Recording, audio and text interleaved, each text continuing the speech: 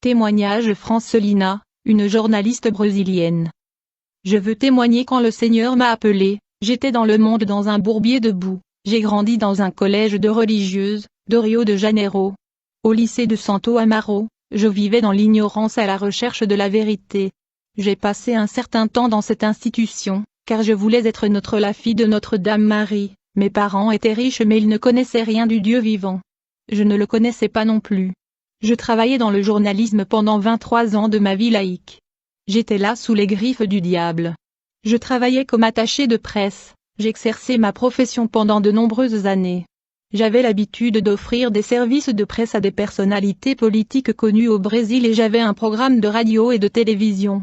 Mais j'étais arrivé au point de ma vie où j'avais besoin de Dieu. J'avais un grand désir de rencontrer le Dieu vivant, car je croyais qu'il existait, mais je ne savais pas quoi faire pour l'atteindre. J'avais une graine de foi, à la suite de cela j'ai dû joindre plusieurs religions, sectes et hérésies. J'étais auparavant dans le catholicisme, puis dans le bouddhisme, plus tard, je me suis retrouvé dans le spiritisme et la rose-croix, puis dans la numérologie du contrôle qui est le contrôle de l'esprit. J'ai parcouru le chakra, les mantras, et j'ai étudié le tarot et les pierres, et j'ai fini en candomblé la secte brésilien. J'ai vécu 17 ans dans le couvent de Satan. À l'âge de 17 ans je suis devenu le maître des forces divines de la nature, je devais accomplir beaucoup de sacrifices et obligations de parvenir à ce niveau. Mon corps a été ouvert au rasoir 5 fois en 17 ans, j'ai bu du sang et j'ai ouvert la tombe dans les cimetières pour faire des rituels de gloire. C'est pourquoi j'ai eu du succès et de l'argent, mais il y avait un vide en moi. Durant de nombreuses années, j'étais dans des rituels et je buvais de l'eau sale, provenant d'animaux de boucherie mélangés à des racines de feuilles. C'était une eau puante sentant mauvais. J'ai bu de cette eau sale jusqu'au jour où le Seigneur Jésus m'a pris avec sa main forte. Il m'a sauvé et j'ai cessé de boire cette eau sale. J'ai commencé à boire l'eau cristalline pure et sainte de la fontaine du trône de Dieu, que seul le Seigneur Jésus peut donner. Il a dit, si quelqu'un a soif, qu'il vienne à moi, et qu'il le boive. Celui qui croit en moi, des fleuves d'eau vive couleront de son sein. Un jour, j'ai versé beaucoup de sang de bête et j'ai bu beaucoup de sang. En conséquence, mon alliance a été rénovée et j'ai conclu de nouveaux pactes avec l'esprit de la nature. Après, j'ai pris une douche. Je me souviens que ma tête était rasée pendant ce rituel. Ce fut quand je prenais une douche que quelque chose d'extraordinaire se produit dans ma vie. Mon corps était submergé par un sentiment incroyable que je n'ai jamais ressenti auparavant. C'est à ce moment-là que j'ai pensé à un cantique que j'ai appris au collège des religieuses qui parlait du Seigneur. C'était venu dans ma tête. Je me suis assis là dans la salle de bain sous la douche. C'était le plus long bain de ma vie. À partir de ce jour-là, j'ai passé 30 jours à pleurer devant Dieu car je voulais lui connaître. Il y avait en fait une grande guerre pour mon âme, car le diable se battait pour mon âme à cette époque de ma vie. L'ennemi ne voulait pas lâcher prise. Pourtant devant moi il y avait le chemin menant à Jésus et au royaume des cieux. Un dimanche où je suis descendu dans mon garage pour aller à l'église, à ma grande surprise, l'ennemi avait vidé tout le carburant de la voiture. Alors que j'avais laissé le réservoir plein, je me suis assis dans ma chambre en pleurant. Quand des amis sont venus, ils m'ont trouvé dans cet état, ils étaient inquiets et ils m'ont demandé ce qui n'allait pas. J'étais stressé et j'ai demandé de l'eau qui m'a été donnée. Un de mes amis a ouvert la parole de Dieu et m'a donné Matthieu 5 qui parle des béatitudes. Quand j'ai commencé à lire ce passage, j'ai senti la parole de Dieu entrer dans mon âme. Elle est descendue en moi et a rafraîchi mon âme. La parole m'a procuré la paix et la tranquillité. Ce jour-là, j'ai décidé de venir à l'église. J'ai donné ma vie à Jésus-Christ dans une église traditionnelle et j'y suis resté pour le servir. Mais le diable travaillait à plein temps pour m'arrêter. En outre, je voulais connaître la puissance de Dieu, et j'allais à cette église qui était une bénédiction pour moi.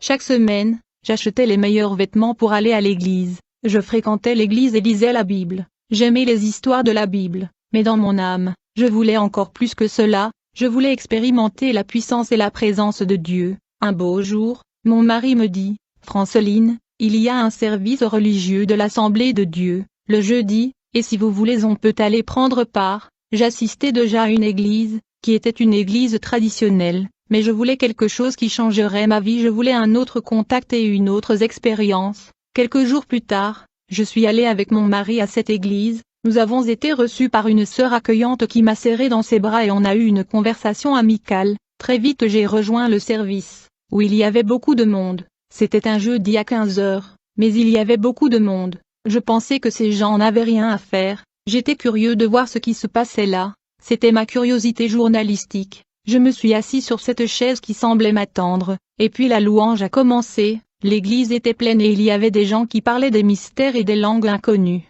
J'ai commencé à avoir peur, j'ai dit que cela devait être le Macumba. Alors que le service continuait, j'ai commencé à trembler, j'ai réprimandé ce tremblement qui m'arrivait au nom de Jésus-Christ. Je voulais sortir mais je ne pouvais pas me relever, car mes jambes tremblaient. À la fin je suis tombé sur ce sol froid, mais je n'ai pas perdu la conscience. La puissance de Dieu était tombée sur moi et j'ai été baptisé du Saint-Esprit de Dieu à cet endroit, et je rentrais ivre avec l'Esprit. Je me suis de plus en plus saoulé et ce jour-là, ma vie a changé de façon dramatique. Mon fils a remarqué le changement et m'a dit que j'étais fanatique. Il y a eu un changement total et une transformation totale lorsque la puissance de Dieu est tombée sur ma vie. Pourtant Satan essayait de jeter le doute et l'incrédulité sur l'action de l'Esprit de Dieu. Le Saint-Esprit de Dieu a ouvert ma compréhension. Je pouvais lire et comprendre et discerner la parole de Dieu. C'était quelque chose de génial. Louange soit rendue au nom du Seigneur. À ce moment-là Satan est tombé à terre dans ma vie dans le nom de Jésus. Juste après cette expérience, j'ai dû affronter l'esprit de mensonge car j'étais journaliste. Parfois je devais mentir à cause de la profession.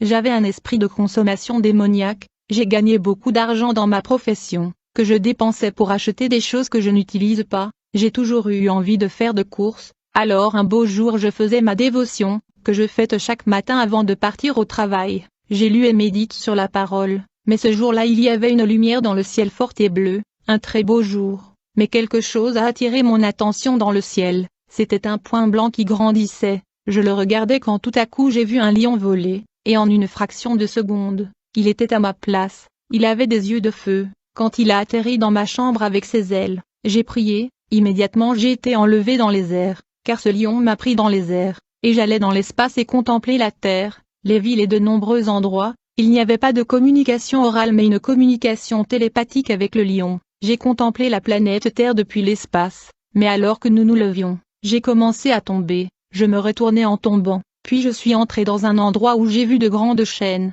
je suis tombé à cet endroit à une vitesse incroyable, tout était recouvert de quelque chose de collant, si glissant, et tout à coup je suis arrivé au bout d'un tunnel. Une porte fut ouverte devant moi, il y avait l'ange du Seigneur qui est venu pour moi, dit-il, viens je vais te montrer l'enfer. Quand je suis entré dans cet endroit je suis tombé sur une scène tragique, c'était horrible, un endroit lugubre, un endroit vraiment chaud, il n'y a rien qui puisse définir la puanteur horrible, il y avait des cellules de prison dans les cachots de l'enfer, à cet endroit, j'ai vu 150 à 200 personnes dans chaque cellule, il y avait beaucoup de gens dans de nombreuses cellules. Et ces personnes étaient affligées par des milliers de démons de toute taille. J'ai vu l'affliction de personnes qui pleuraient, vraiment les gens appelaient à l'aide, ils criaient et pleuraient, et j'ai regardé et j'ai vu que les gens en enfer étaient conscients, quand les gens meurent, ils ne perdent pas conscience, et se souviennent de tout ce qu'ils ont laissé dans le monde. L'ange m'a emmené dans les départements de l'enfer, une autre porte fut ouverte,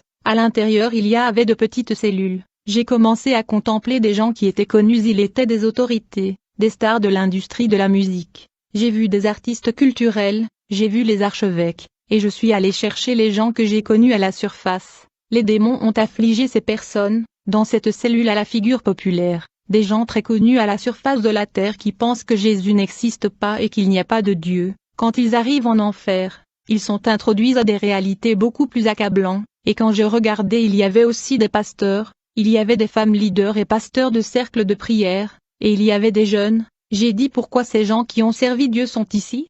L'ange me dit, ce pasteur avait l'habitude d'enseigner que l'enfer n'était pas ce qui comptait car ils étaient déjà sauvés. Il disait une fois que vous avez accepté Jésus, vous êtes déjà sauvés. Elle enseigne que vous n'avez pas besoin de vous inquiéter du ciel ou de l'enfer et que nous sommes sous la grâce pas la loi, me dit l'ange. Les femmes dirigeantes et les 3 jeunes qui se trouvaient en enfer étaient des gens qui se disputaient avec les gens, ils causaient la dissidence. La division au sein de l'Église, c'était aussi des gens qui volaient Dieu car ils n'étaient pas fidèles avec la dîme. Les voleurs n'entreront pas au ciel.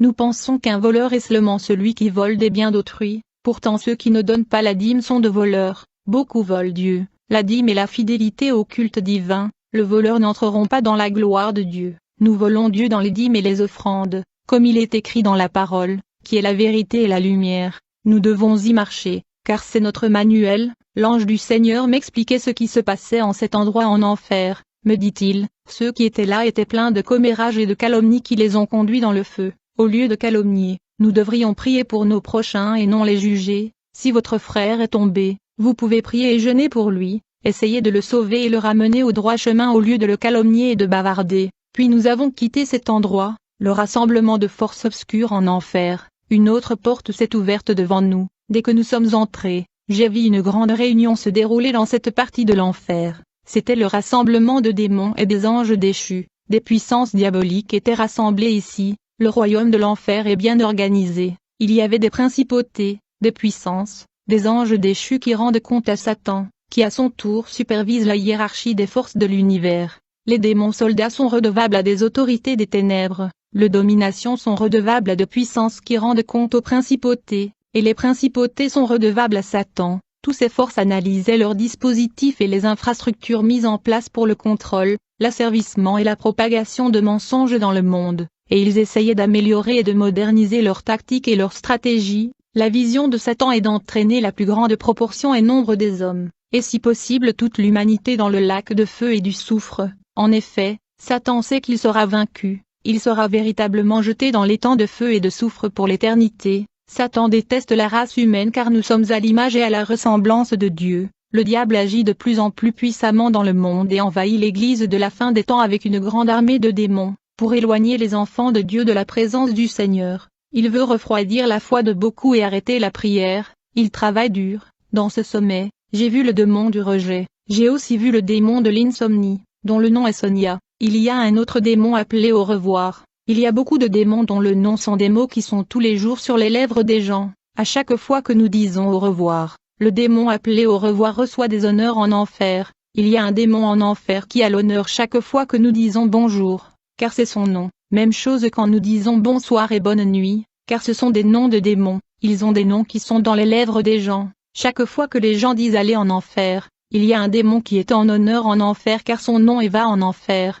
Dans cette réunion j'ai vu le démon de la rébellion, qui provoque beaucoup de rébellions sur la terre, et quand il y a rébellion dans l'Église contre la hiérarchie il obtient l'honneur en enfer. Je veux vous dire que ces démons sont gagneurs d'âmes, ils sont redevables à Satan, et ils capturent et défilent toujours les âmes des hommes qu'ils capturent et engloutit. Ils récoltent des âmes sur la terre par le suicide, les homicides, la drogue, l'alcoolisme et les accidents. Au cours de cette réunion perverse, le force du mal se consultait et tentait de trouver des nouvelles tactiques pour capturer des hommes de Dieu authentiques et vrais. Chaque fois que Dieu élevait un prédicateur, il devenait la cible du conseil des démons. J'ai vu le diable poser des questions sur un pasteur en particulier, et il dit, « Ce berger, pouvez-vous me donner son numéro ? Son église ne cesse de grandir, nous devrions le rattacher à l'adultère, nous allons lui tendre une embuscade et lui faire tomber avec une femme de Dieu. » Dans ce rassemblement, il complotait et conspirait pour amener des hommes de Dieu et des femmes de Dieu qui sont meilleurs dans la prière de chuter. J'ai vu le démon colombe qui travaille dans l'église et qui coordonne ses opérations à l'intérieur de l'église pour faire tomber des hommes de Dieu. Les enfants vont en enfer car les âmes de petits enfants sont devenues la proie de l'ennemi. L'ange m'a emmené à un autre endroit où je voyais des enfants en enfer. Quand j'ai vu cette réalité extrême qui m'a troublé, j'ai dit comment ces enfants peuvent être ici, ils semblent avoir 5 à 7 ans. L'ange m'a dit, quand les enfants apprennent à demander de la nourriture, boire et vêtements de leur préférence, cela signifie qu'ils ont développé la connaissance du bien et du mal. Quand l'enfant commence à dire je n'aime pas ce vêtement-là, je veux celui-ci.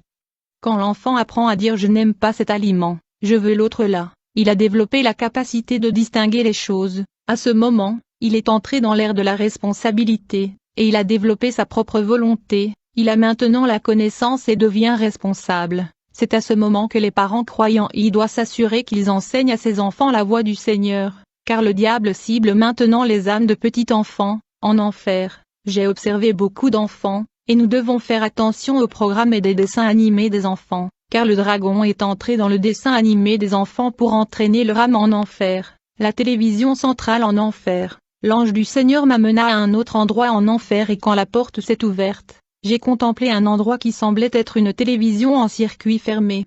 Il y avait beaucoup d'écrans qui diffusaient des programmes du monde entier. L'ange a déclaré, « Voici l'œil de la bête, il est déjà en contrôle et opérationnel et dirige le monde à travers la télévision. La télévision mondiale est connectée à cette station centrale au cœur de lave de l'enfer. L'Antichrist interagit et influence le monde entier. Nous verrons bientôt l'Antichrist. Je veux dire aux frères que la pile de Antichrist est déjà dans ce monde. Il a été engendré par une vierge dans un rituel de fertilité, et il est dans la communauté européenne. Il est prêt à révéler sa face au monde et le monde le verra, il travaille déjà, et cet homme sera la clé de ce traité de paix. À cet endroit j'ai contemplé des animaux qui sont des personnages de dessins animés, beaucoup d'entre eux sont dans le Dine World, ce sont des démons. À cet endroit il y avait le Piou Piou, qui est un démon de l'homosexualité masculine, il y avait le Télétubbie de pyjama, il y avait cette égorgée Zip-Up, Coolpic, l'ange dit.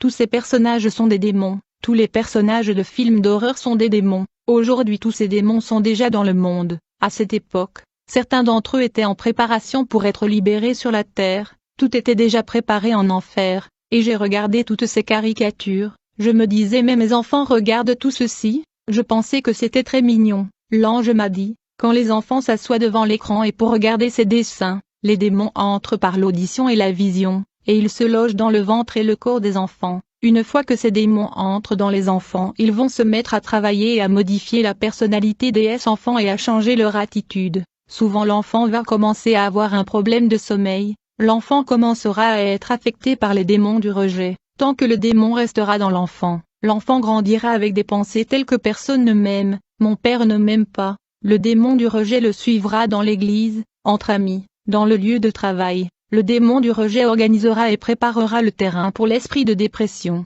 et cet esprit de dépression viendra avec le démon de l'insomnie. Tous ces démons travaillant ensemble, c'était d'abord le démon du rejet, puis de la dépression, puis de l'insomnie, enfin le suicide, et ils travaillent ensemble dans la vie de la victime en créant des situations pour les autres démons de venir. La dépression fonctionne et conduit les gens au suicide, met fin à la vie de la personne et le démon reçoit une récompense de la part de Satan. La dépression entraîne également les gens vers l'homosexualité masculine. Puis l'ange me fit sortir de cet endroit, la mode et les styles. Quand nous avons franchi une autre porte qui s'est ouverte, il semblait y avoir un grand défilé de mode, et il y avait un grand mouvement. Le mouvement était un travail organisé, a déclaré l'ange. C'est ici que Satan prépare tout ce que les humains utilisaient dans le monde, tout ce que les gens portent à la surface. Les chaussures des hommes et des femmes sont faites ici. Les modes et les styles des hommes et des femmes sont tous conçus ici, et ils sont préparés ici avant d'être libérés à la surface. Les longues jupes avec les fentes, les jupes avec des fissures au bas,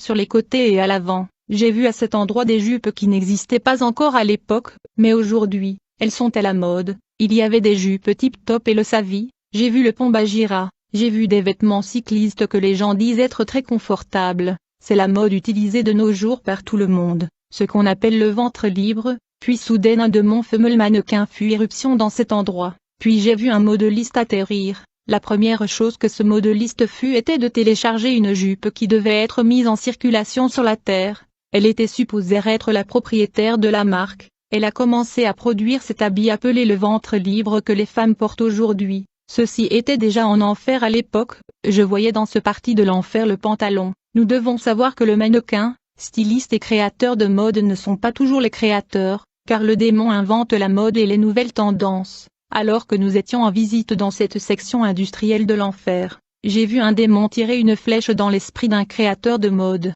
La flèche était une inspiration qui venait comme une pensée dans l'esprit du styliste, qui ne savait pas qu'il avait créé la mode qui se trouvait déjà en enfer, qui sera vendue globalement et finira par entrer dans l'église. L'objectif est vraiment l'église de Jésus, le but est vous qui êtes enfant de Dieu. Je regardais tout dans cette section de l'enfer, le pantalon, oui en enfer il concevait les vêtements que les femmes portent, y compris les hommes. Il y avait aussi des pantalons pour hommes. Je sais que mes frères écossais portent le jupe mais ils ne le portent pas au quotidien parce que c'est de la culture, et je tiens à dire aux frères à propos du jean. Une partie de ce vêtement est consacrée aux esprits chaque vendredi dernier du mois dans la ville de Londres en Angleterre. Il est sacrifié à l'autel dans un rituel par des satanistes avec le sang humain versé. J'ai eu beaucoup de jeans parce que j'ai travaillé avec eux, disent-ils, ne sortez pas de style. Je passais souvent du temps à observer toutes ces années l'entrée et la sortie de jeans de la mode puis l'ange m'a emmené là où je contemplais les hauts talons. Et j'ai dit, même la chaussure aussi?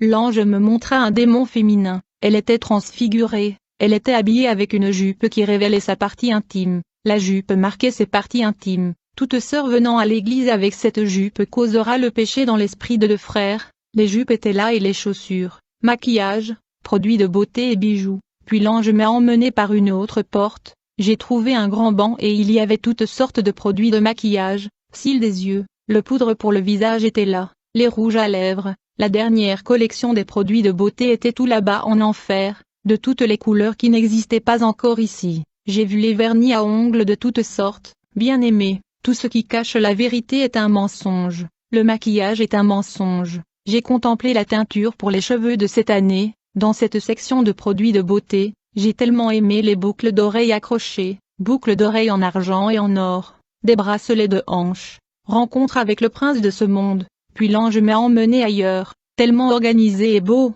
une porte s'est ouverte devant nous, et un homme tout habillé en blanc se présenta devant nous, il était mignon. En fait il était le plus bel homme que j'avais vu dans ma vie, cet homme était parfait, et il est venu dans ma direction et j'ai commencé à le regarder, et quand il s'est approché de moi, ses yeux sont devenus mauvais, l'ange a tendu sa main devant lui pour l'arrêter, et l'homme a demandé à l'ange, « Qu'est-ce qu'elle fait ici ?»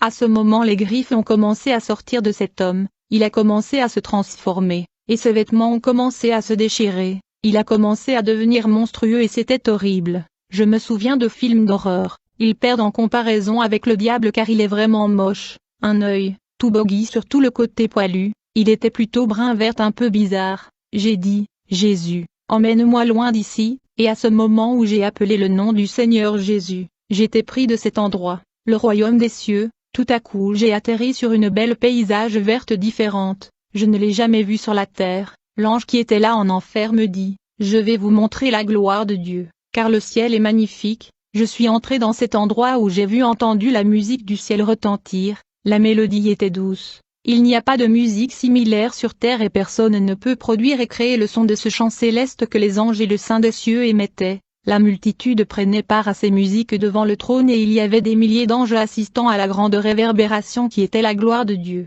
Je pouvais voir sa forme parfaite même si son visage était comme le soleil, il est si beau comme un vitrage brillant se transformant en cristal. Au paradis les anges allaient et venaient avec quelle rapidité. Quand je suis arrivé au paradis, j'étais dans une telle gloire que je ne me souvenais plus de la vie sur terre, nous ne nous souvenions plus de rien, je ne savais plus que j'étais marié, j'avais oublié que j'avais un mari et des enfants et une mère, je dis, au ciel vous ne vous souviendrez plus de vos parents, de vos amis ou de vos collègues, nous avions totalement perdu la conscience de ce qui est terrestre dans le monde céleste.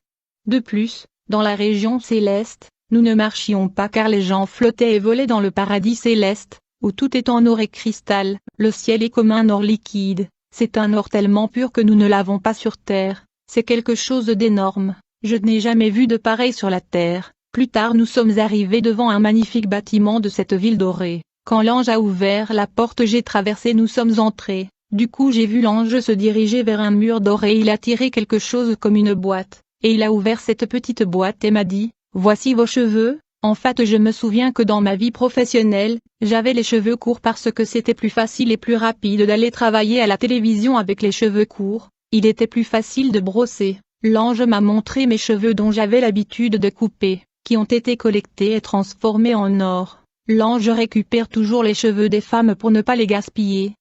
Et puis l'ange m'a emmené de là, nous sommes arrivés devant un autre bâtiment magnifique dans ce monde céleste, où il y avait un très grand mouvement d'anges travaillant et écrivant sur des rouleaux. L'ange me dit voici la bibliothèque des archives du paradis où tout est enregistré et archivé, m'a dit l'ange. En effet sur la terre chaque enfant de Dieu a été assigné un ange de Dieu qui écrit tous les actes qu'il pose. Cet ange qui écrit et enregistre tout est l'ange de l'archive, dont le devoir est d'écrire et d'enregistrer chaque action de l'enfant de Dieu sur la terre. Et comme nous sommes réunis ici dans l'église, il y a un ange écrivant et enregistrant tout ce dont je parle. Toutes les actions et tous les actes que nous posons sont consignés dans des livres célestes par des anges de l'archive céleste. Il y a un ange qui garde une trace de tout ce que vous faites, de tout ce que vous dites et de tout ce que vous pensez. Tout est enregistré. L'ange est allé dans cette salle des archives, où il a tiré un livre d'or sur lequel étaient inscrites toutes mes actions.